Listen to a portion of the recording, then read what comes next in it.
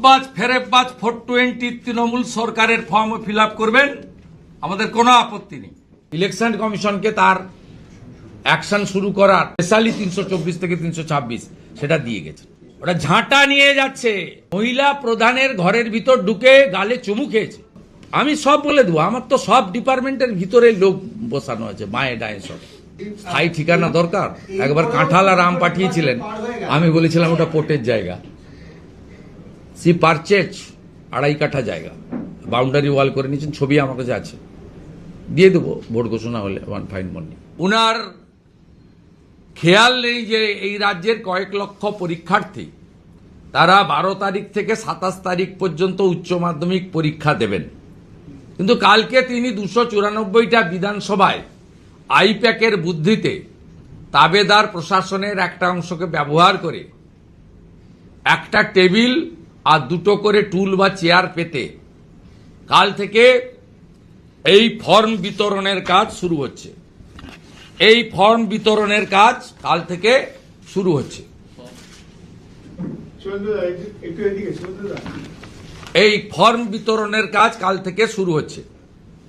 মুখ্যমন্ত্রী ভালো করে জানেন যে 2013 সালের যুবশ্রীর যেভাবে অপমৃত্যু ঘটিয়েছি, নির্বাচনে আরেকবার যদি জিতে আসতে পারি এটারও অপমৃত্যু ঘটাবো এবং পশ্চিমবঙ্গটাকে গ্রেটার বাংলাদেশে পরিণত করব। এবারের অন্তর্বর্তী বাজেটে চাকরির পাটটাকে ক্লোজ করে দেওয়া হয়েছে, কারণ মুখ্যমন্ত্রী কোনো ঝুঁকি নিতে চাননি।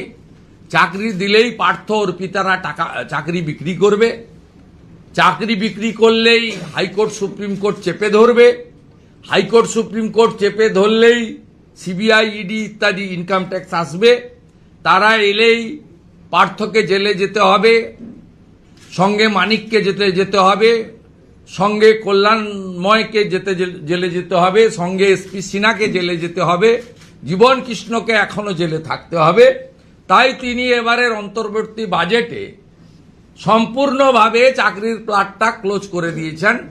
যদিও আমরা জানি পশ্চিমবঙ্গে 6 লক্ষ রাজ্য সরকারের পোস্ট তিনি অবলুপ্তি ঘটিয়েছেন, আর প্রায় 10 লক্ষ পোস্ট, তার মধ্যে 3,58,000 প্রিন্সিপাল, অধ্যাপক, শিক্ষক, শিক্ষিকা, শিক্ষাকর্মী ইত্যাদি 3,58,000 ভ্যাকেন্সি আছে।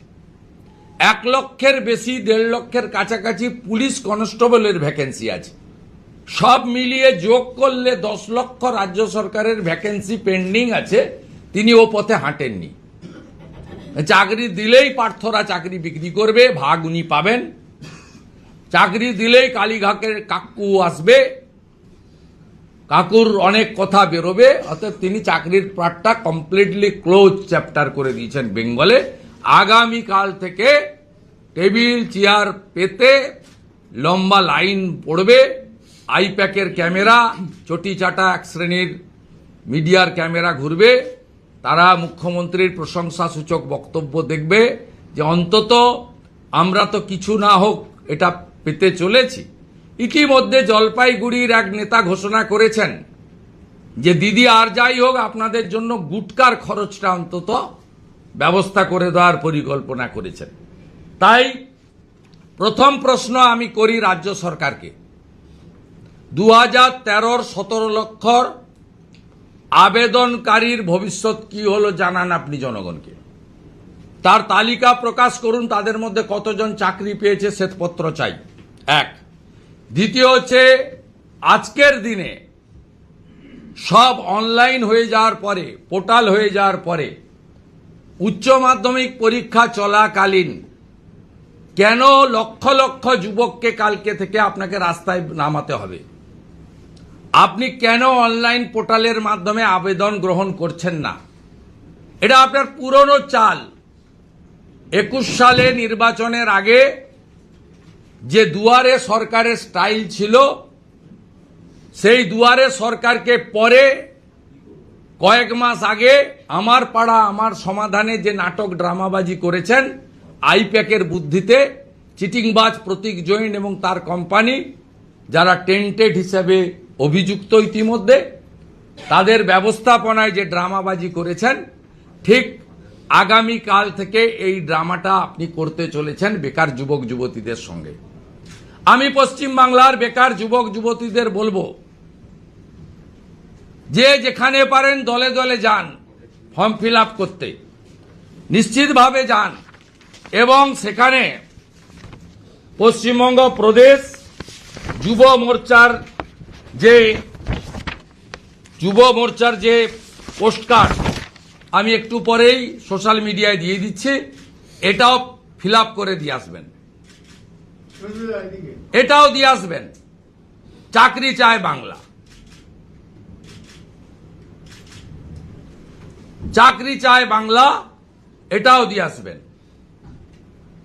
আমি আরো বড় করে রিপ্লিকার মাধ্যমে এই দুটো দেখাচ্ছি, একটু পরে সোশ্যাল মিডিয়াতেও পোস্ট করে নেব। আপনারা দলে দলে ভাঁওতাবাজ মুখ্যমন্ত্রীর এই ফর্মটাও ফিল আপ করুন, আমাদের কোনো আপত্তি নেই, কারণ এরা দিতে পারবে না, চাকরি বিজেপি দেবে। আমরা জানি এপ্রিল মাসে আপনারা আমাদের আনবেন, আমরা জানি হরিয়ানাতে অমিত শাহজি কথা দিয়েছিলেন প্রকাশ্য সভায় 6 মাসের মধ্যে রাজ্য সরকারের ভ্যাকেন্সি পূরণ করব, পূরণ করেছেন। 3,55,000 ভ্যাকেন্সি ছিল। আমরা জানি আপনারা বিশ্বাস রাখেন বিজেপিকে। দেবেন্দ্র ফাডনবিসের সরকার মহারাষ্ট্রে গ্র্যাজুয়েটদের জন্য মাসে বেকার ভাতা দিচ্ছেন যতক্ষণ না চাকরি হয়। আর এই মুখ্যমন্ত্রীর যে গাইডলাইন, এই গাইডলাইনে 2013-তে ছিল 8 পাস, এখন করেছে 10 পাস, এবং অনন্তকাল কেউ পাবেন না। পাবেন কবে? এপ্রিলে, তখন নির্বাচন বিধি থাকবে, সেটা আমি জানি না কখন কি হবে, ইলেকশন কমিশনের ম্যাটার। কিন্তু এটাতে 5 বছর উনি দেবেন। উনার প্রস্তাবিত আগে ছিল 13-তে 8 পাস, এবার করেছে 10 পাস, এবং উনি বলেছেন 5 বছর দেবেন। কমপ্লিটলি এই রাজ্যটাকে রসাতলে ফেলার জন্য একটি পরিকল্পনা আমরা একই হচ্ছে না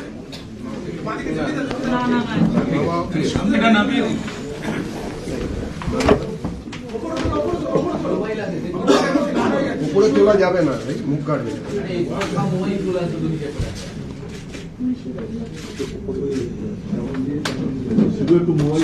দলে দলে ধপবাজ ফেরেববাজ 420 তৃণমূল সরকারের ফর্ম ফিল আপ করবেন, আমাদের কোনো আপত্তি নেই, এটাও করবেন। চাকরি চায় বাংলা, চাকরি চায় বাংলা। 2,15,00,000 বেকার, 2,15,00,000 বেকার। 2013 সালে 17 লক্ষ ফর্ম কেজি দরে বিক্রি করেছে এই সরকার।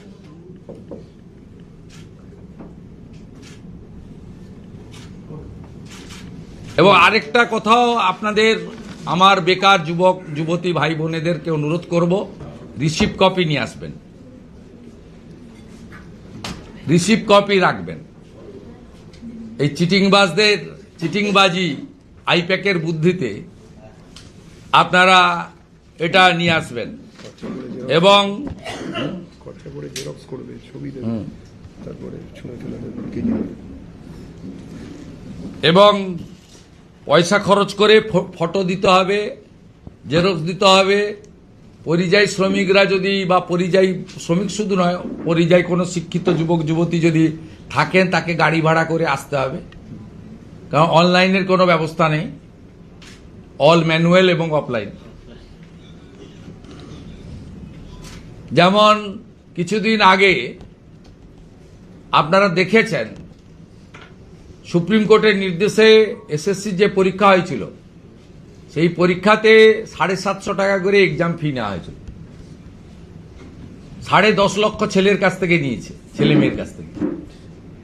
অথচ সেই পরীক্ষাটা কেবলমাত্র যারা টেন্টেড তাদের বাদ দিয়ে 14 সালের যারা অ্যাপ্লাই করেছিল তাদের ক্ষেত্রে বলা হয়েছিল 16 সালের যে পরীক্ষা হয়েছিল, 16 সালের যে পরীক্ষা হয়েছিল।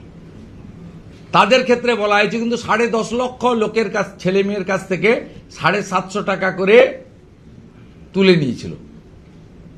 এই চিটিংবাজ, ফেরেববাজ, মিথ্যাবাদী সরকার পশ্চিমবাংলায় সব ধ্বংস করেছে। ঠিক নির্বাচন ঘোষণার আগে 15 দিন ধরে উচ্চ মাধ্যমিক পরীক্ষা চলাকালীন এই ড্রামা করছে। তার বিষয়ে আজকে আমার মূল বক্তব্য ছিল, উনি কাল থেকে যা যা করতে চাইছেন, আপনাদের যা যা করা উচিত, সেই বিষয়ে আমি এখানে কিছু তথ্য এবং বক্তব্য রাখলাম। হয়েছে এই মুহূর্তে দাঁড়িয়ে রাজ্যে অনুপ্রবেশের সমস্যা নিয়ে আপনারা বলছেন, কিন্তু রাজ্য সরকার বিএসএফ কে এখনো জমি দেয়নি। জামাতের এই জয় পশ্চিমবঙ্গের জন্য কতটা চিন্তার, আরো চিন্তা বাড়াবে? প্রথম কথা বলি, মাননীয় মুখ্যমন্ত্রী বিধানসভাতে আমার বক্তব্যের পরে যে বক্তব্য রেখেছেন, আমি অনুপ্রবেশের বিষয়টা ওই অল্প সময়ের মধ্যে উল্লেখ করেছিলাম বলে তিনি পরিষ্কার বলেছেন আমি জমি দেব না। এটা it's a violation of the court order, যেটা আশঙ্কা করেছিলেন কেন্দ্রীয় স্বরাষ্ট্রমন্ত্রী অমিত শাহজি ব্যারাকপুরের মিটিংয়ে, যে মমতা বন্দ্যোপাধ্যায় কোর্টের অর্ডারের পরেও জমি দেবে না। বিজেপির যে মুখ্যমন্ত্রী হবেন, বিজেপি যে সরকার আসবে, তারা 45 দিনের মধ্যে সীমান্ত সিল করার ব্যবস্থা করবে। এটা তিনি আশঙ্কা করেই বলেছিলেন। তিনি সিনিয়র পলিটিশিয়ান, তিনি জানতেন যেটাই হবে, 1 নম্বর। দ্বিতীয় নম্বর, মুখ্যমন্ত্রী কয়েকদিন আগে আমরা যখন প্রশ্ন তুলেছিলাম যে আগস্ট মাসের কোনো বিষয় এপ্রিল, মে, জুন, জুলাইয়ের ভোট অন অ্যাকাউন্টে আসতে পারে না, তখন দেখলেন ভুল হয়ে যাচ্ছে, চিটিংবাজিটা একদম হাতে নাতে ধরা পড়ছে। সেই জন্য নবান্নতে সাংবাদিক সম্মেলন করে বললেন 15ই ফেব্রুয়ারি থেকে 26শে ফেব্রুয়ারি না 28শে ফেব্রুয়ারি ফর্ম ফিল আপ হবে এবং এপ্রিল থেকে চালু করব। আচ্ছা, আমরা সেই সময় মুখ্যমন্ত্রীকে যখন কোনো একজন সাংবাদিক সাহস করে জিজ্ঞেস করেছিলেন, আমাদের মতো তো উনি প্রশ্ন নেন না, ওনাকে প্রশ্ন করা খুব কঠিন, উনি একাই বলেন আপনাদের সেটা দেখাতে হয়, আপনারা দেখাতে বাধ্য।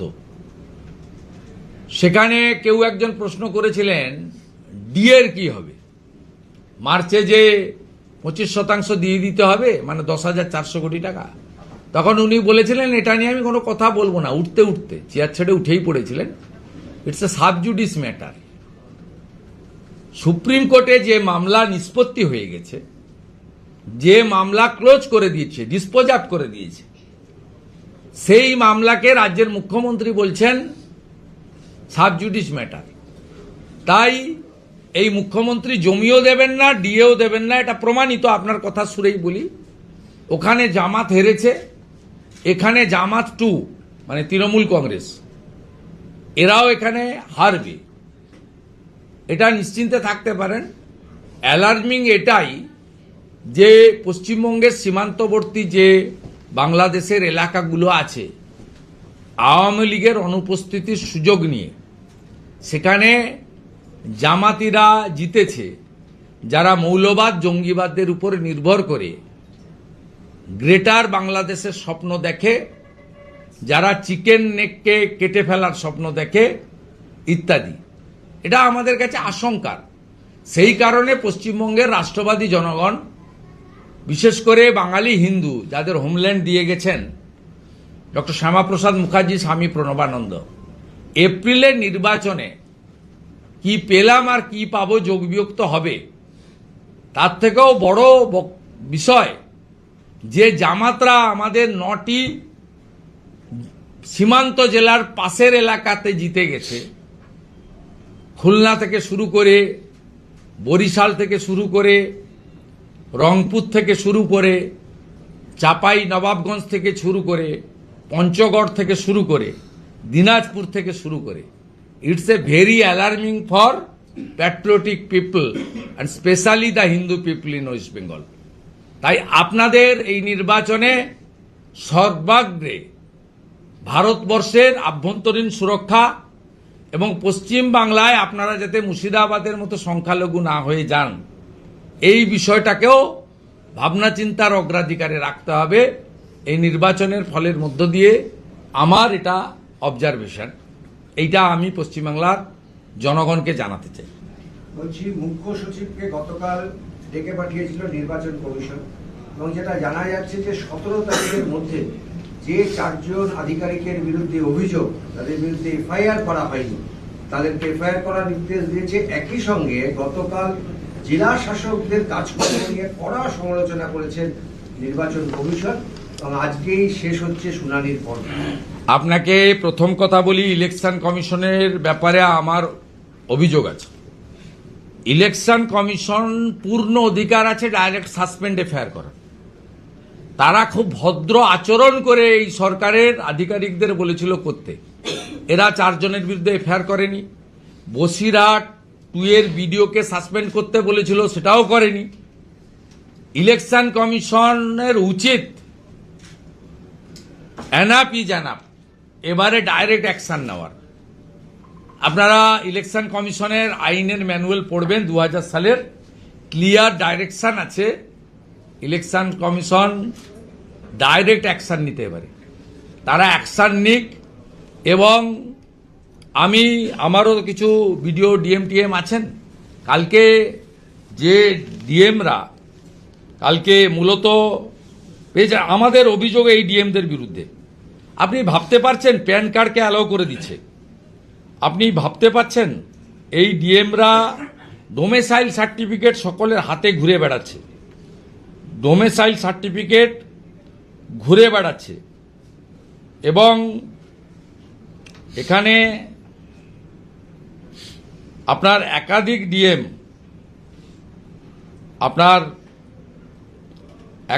ডিএম আপনার এই কাজগুলো করছে। তার মধ্যে আমি আপনাকে বলে দিচ্ছি, DMs of Cooch Behar, Jalpaiguri, Malda, south and north 24 Parganas and Purba Medinipur, এরা করছে। এবং বারওয়ানের DM was advise not to give political statement. Election কমিশনকে আমি বলবো অ্যাডভাইসারির মধ্যে আর থাকেন না, আপনার পূর্ণ ক্ষমতা দিয়ে গেছে, আপনার আইন আমাদের একদম জানা, আপনি অ্যাকশন স্টার্ট করুন। আমার বিশ্বাস ইলেকশন কমিশন এবারে অ্যাকশন শুরু করা তাদের উচিত, এবং মহামান্য সুপ্রিম কোর্টও ইলেকশন কমিশনকে তার অ্যাকশন শুরু করার কার্যত এইআরও বদল থেকে শুরু করে তার যে সংবিধানের যে পাওয়ারগুলো রয়েছে 324 থেকে 329, স্পেশালি 324 থেকে 326, সেটা দিয়ে গেছে। আজকেই শেষ দিন, শুনানির আজকেই শেষ দিন, তারপরে ভোটার কার্যত শুনানি শেষের পথে, কিন্তু সময় আছে।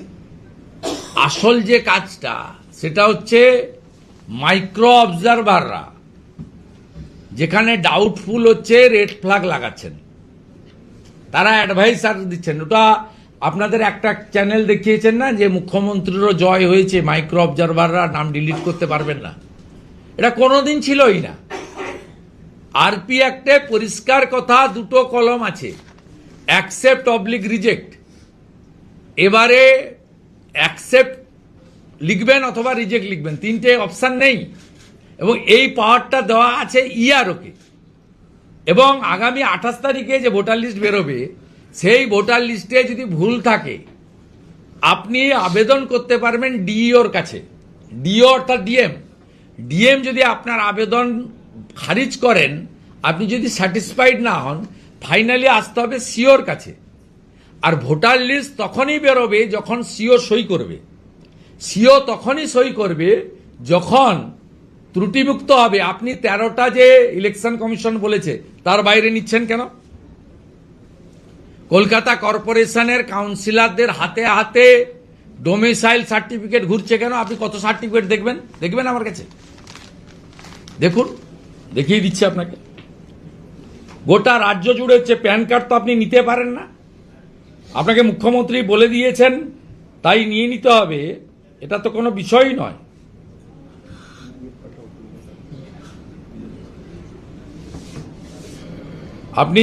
আপনি এটা দেখুন, আপনার ডোমিসাইল সার্টিফিকেটের ক্ষেত্রে কিভাবে আপনার হাতে হাতে ঘুরে বেড়াচ্ছে।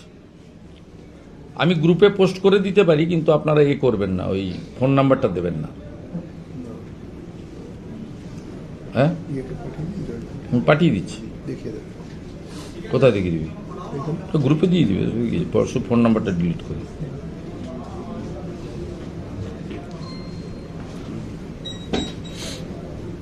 দিয়ে দিচ্ছি, আমার কাছে আছে।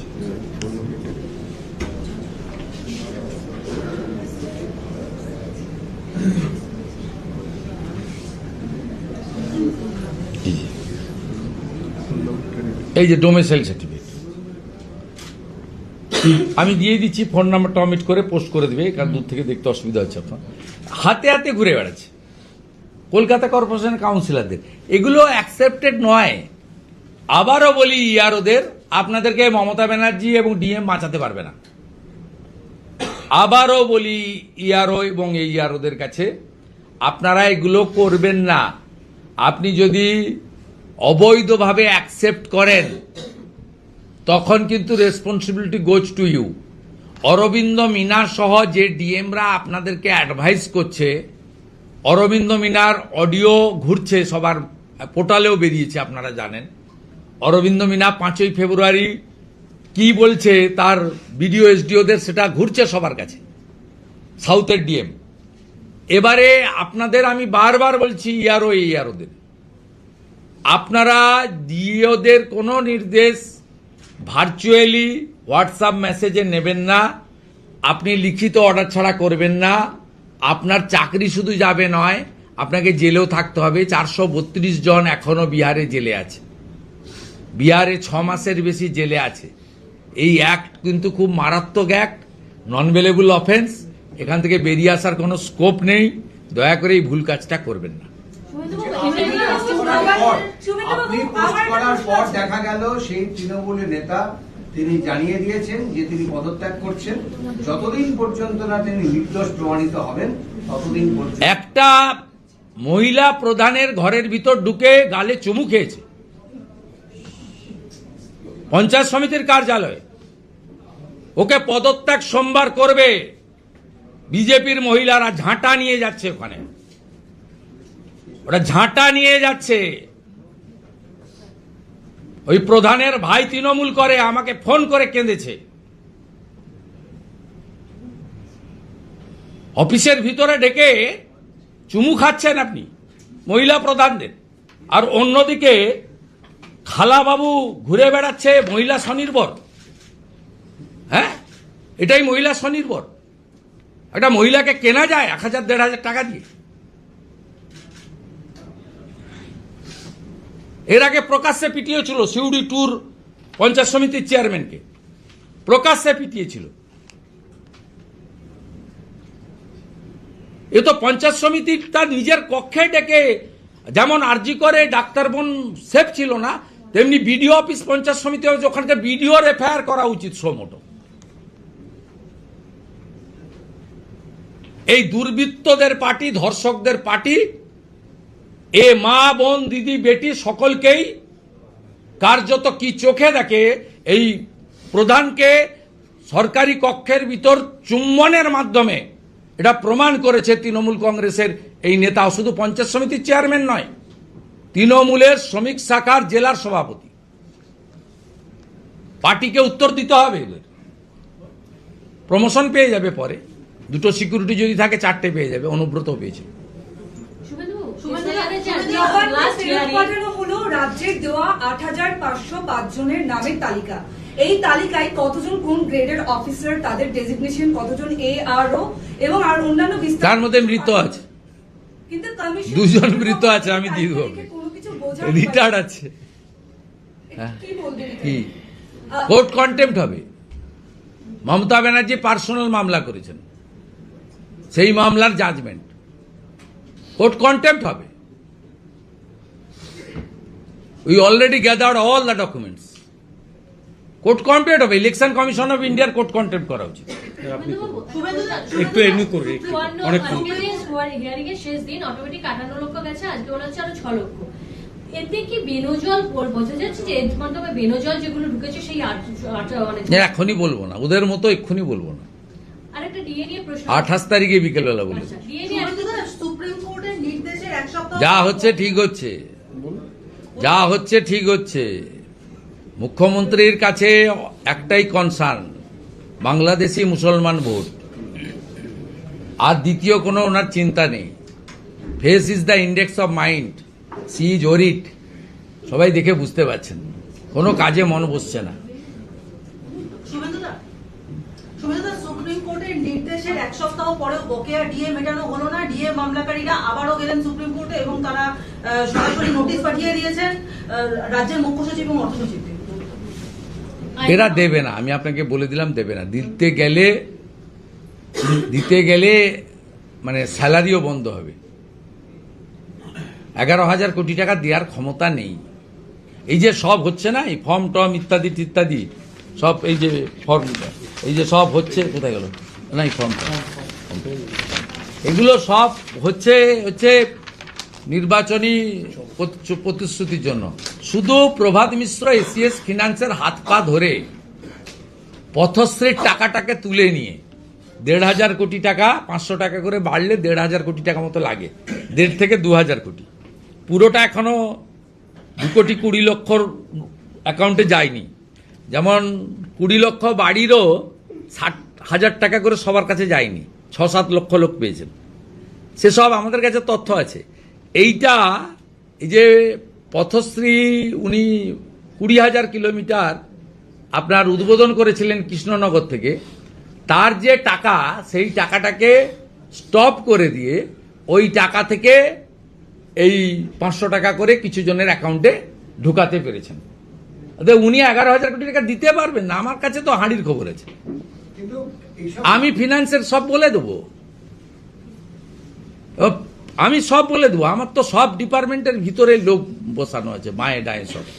কিন্তু মুখ্যমন্ত্রী একটা বাড়ি জায়গাও কিনেছেন কালীঘাটে, সেটাও আপনি দেখতে চাইলে আমি দেখিয়ে দেবো। 2.5 কাঠা জায়গা কিনেছেন, প্রাচীর করে রেখে দিয়েছেন। উনি হারবেন, হারার পরে তো বলছি স্থায়ী ঠিকানা দরকার। একবার কাঁঠাল আর আম পাঠিয়েছিলেন, আমি বলেছিলাম ওটা পোর্টের জায়গা। সি পারচেজ 2.5 কাঠা জায়গা, বাউন্ডারি ওয়াল করে নিয়েছেন, ছবি আমার কাছে আছে, দিয়ে দেবো ভোট ঘোষণা হলে, ওয়ান ফাইন মর্নিং। পুরুলিয়ার পরিযায়ী শ্রমিকের মৃত্যু নিয়ে প্রথমে দেখা গেল যে তৃণমূল একটা এক্স হ্যান্ডেলে পোস্ট করলো, আবার পরে সেটা সরিয়ে নিল, এবং যে তৃণমূলের সেকেন্ড ইন কমান্ড সেটা নিয়ে বলেছেন তদন্ত সভা। কোথায়?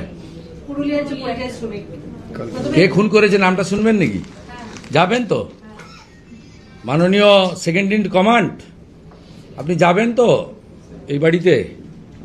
এবার একটা কিছু বলুন, কোথায় বাংলা পক্ষ? পুরুলিয়ার সুখেন মাহাতো খুনে মূল অভিযুক্তর নাম মোহাম্মদ আমিন শৌকত শেখ। মোহাম্মদ আমিন শৌকত শেখ, আমরা পিসি ভাইপোর স্টেটমেন্ট চাইছি। আমরা বাংলা পক্ষের বক্তৃতা শুনতে চাইছি। আমরা চটি চাটা যারা আছেন ভাতাজীবী, সুমন ভট্টাচার্য থেকে খেদানো সাংবাদিক, কি নাম, রন্তিদেব, আমরা এদের বক্তব্য শুনতে চাইছি।